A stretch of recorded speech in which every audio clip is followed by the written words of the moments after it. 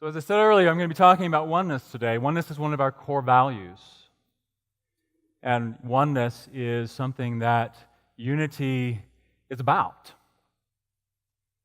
That unity really is oneness, right? I mean, even the word itself says oneness. Charles Fillmore, the co-founder of Unity, said this about unity.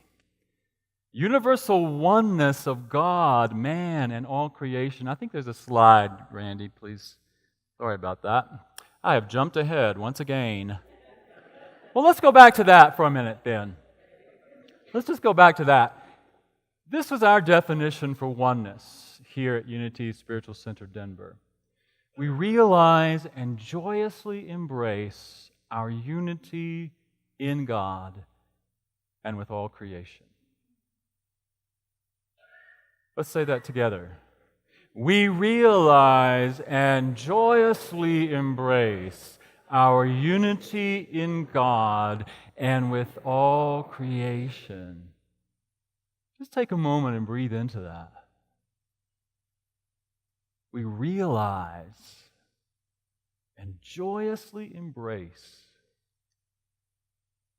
our unity in God and with all creation.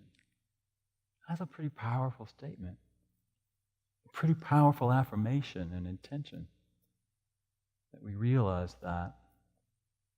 So let's go to the next slide, Randy, and I want us to claim it for ourselves. Let's just claim it as an I statement together. I realize and joyously embrace my unity in God and with all creation. Very powerful. So now let's go to the other slide where Charles Fillmore defines what unity is. Universal oneness of God, man, and all creation. The only real unity is in spirit.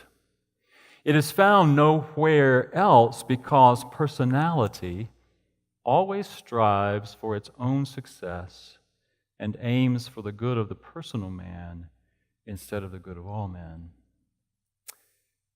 And I want to say, I think we can change that.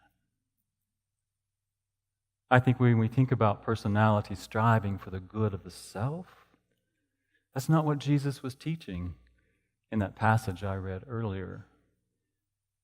That we can live in unity with that. And we talk about very often that the foundation of unity, the unity movement, is prayer. We talk about the foundation of the unity movement when Myrtle Fillmore prayed and she healed her body. And that's a very powerful foundation for us. But even under that, even under the power of prayer, and I'm going to be doing a workshop on prayer in April, even under the power of prayer is the conscious realization of unity, of oneness. Because that is where the healing happens. We cannot affirm ourselves into healing. I'm sorry. It doesn't work. The healing must come from the realization of our oneness in God. Everything comes from that. Our good, our health, our well-being, our joy, our life, all of it. And what we teach in unity is that we realize that through prayer and meditation. Charles Fillmore even said once that there are only two steps to prayer. One is realization and the other one is thanksgiving. We realize our unity and our oneness in and as that life that is living us. And I get very excited about that because I love having these. You have sometimes, I've said this before, I have realizations and I think, I wonder if everybody else already knows that. And I'm just catching on late in the game. And I've been studying New Thought for 20 plus years. And I think I'm just now getting this idea of unity in a very powerful and meaningful way. that we have to know that unity in and as the power of God. Charles Fillmore said this, "Say, I am the offspring of God, and I am one with perfect wisdom, which is now ordering my life in divine harmony and health." Put yourself in unity with Spirit. Then you will come into the consciousness of a new world of thought and act and find yourself doing many things differently because the orderly mind that directs the universe is working through you. A harmonious relation will be established in all your ways. Whatever there is in mind, body, or affairs that was out of harmony will be easily adjusted.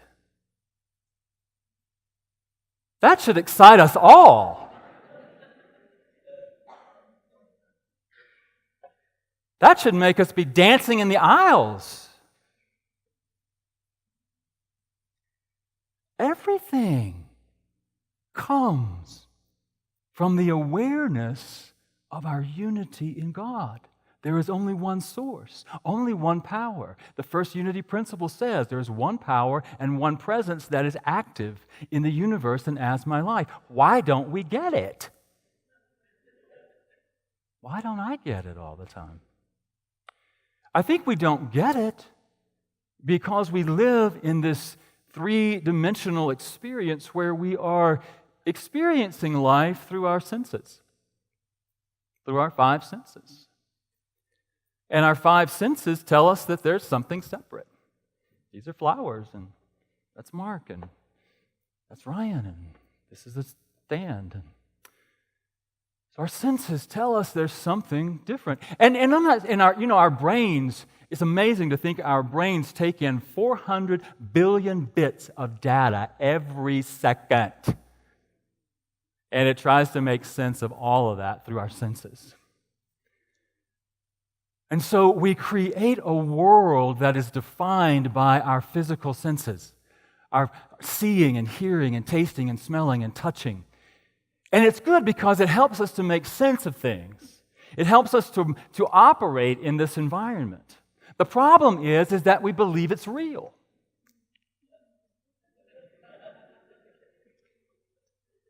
We've convinced ourselves that this is reality. And so we continue to take that in and file it away, and then we begin to think we know, and everything can make sense, and everything is okay, and we know how to relate to each other, and I know how to smell the flowers, and I know how to do all those things. And yet, when we do that, we just keep creating the same old thing, unless we intervene on that. Have you noticed? Have you ever asked yourself, why does this keep happening to me? Have you ever asked yourself, why is this showing up in my life? What's happening here? Because we need the transformation. We need the realization of our truth. And we only can do that through prayer and meditation. We can only know our oneness through removing our focus from the external and entering into prayer and meditation. You know, I know sometimes you probably think I sound like a broken record. When I was in Arlington, I think I've told you this, I didn't title my messages. And so when they were putting them online, whoever was doing that finally said, you need to tell us what you want to call this. Otherwise, I'm going to call it Oneness 1, Oneness 2, Oneness 3, Oneness 4, because that's all you ever talk about. And that may be true. Trying to find different ways to say the same thing. But that's really where our power is. And that's where we can transform ourselves in that place of prayer and meditation. Because it is in that place, in the consciousness of our unity and our oneness, that we know God and we know our relationship with each other and with the world around us. Because in that awareness, we can sense that unified field, the energy that God is, the life that God is, the spirit that God is, that imbues all things, all life. And as Jesus taught, when I do something, it affects the whole. When I have a thought, a goat thought, so to speak, a thought that is in resistance, a thought that is not in alignment with my Christ nature, I feel it. But guess what? The consciousness of humanity feels it. We are all connected. We are all one in that. And so it's important for us to recognize that and to do what we can to align with that God self, because it is from that, as Jesus taught, that we treat each other that way. When we recognize that what I perceive as an other is not. In the God consciousness, I realize that there is no other. There is only God. And I think when we recognize that, it changes us. It changes what we do. It changes what we think. But it is our opportunity, yours and mine, to become self-aware as well. To allow ourselves to honestly assess, what am I thinking? You know, sometimes our thinking becomes so habitual that we don't even recognize that it's out of alignment with our Christ nature. Our feeling nature can become so out of alignment with joy and peace that we don't even recognize it. It becomes the norm for us. And so self-awareness is so important. And this is not a workshop on self-awareness, but there are many opportunities for us to do that, to access. What am I thinking? What am I feeling? Where is it coming from? What am I doing? And what are my motivations for what I'm doing? That's huge. Where are my motivations? This scripture tells us that we, in that awareness, we serve. You see someone who doesn't have a place to live, you give them a place to live. Somebody who doesn't have food, you give them food. Somebody who's sick, you visit them. Somebody's in prison, you visit them. And to really question our motives about why we don't. Why don't we? If we're not. I know many of you do. But if we're not, why? And to be honest with ourselves. Because I believe that it is in the consciousness of separation, our belief that we are separate from God, that we separate ourselves from each other and from the world. And I believe it is that which causes the violence in the world. It is that which creates violence. It is that which creates lack. It is that which creates hunger and homelessness. It is that which we are manifesting as a collective consciousness. And so we, as individuals and as a collective community, get to ask ourselves, what are we doing? And why are we doing it? And not only with each other, but what are we doing and I'm using the word violence intentionally, because anything that comes out of that consciousness of separation can be considered violence. A violent act, a violent thought. What are we doing to the planet? What are we doing to our environment? What is the violence that we are doing? What is the violence that we're doing to the animal kingdom? What is the violence that we are enacting upon all that we're connected with? And I don't have all the answers. I'm not claiming to have all the answers. But I think in addition to us becoming aware of what we're thinking, what we're saying, how we're being, that we have the opportunity to educate ourselves. What are we doing? How is it impacting our brothers and sisters? How is it impacting the earth, the environment? To really go deep within and to ask ourselves, what is my motivation for doing what I do?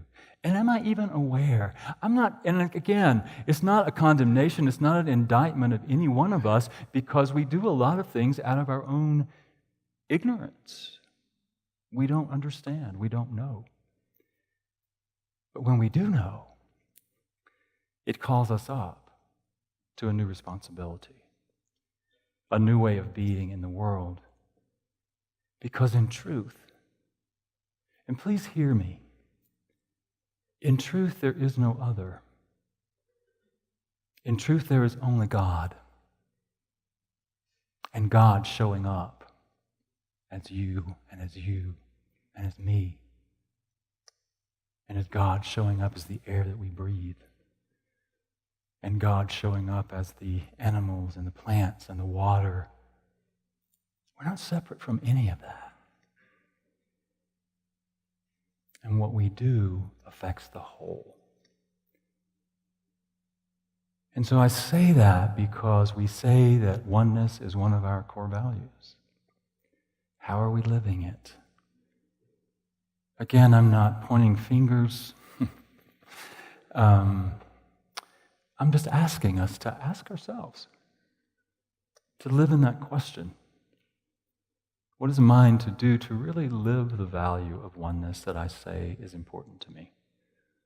How am I living it, and how can I do it differently? How can I do it more fully and completely?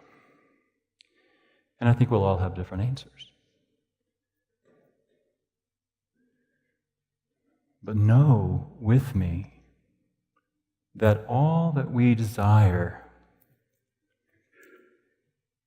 that if we are to co-create a kingdom upon the earth, a new heaven, a new earth,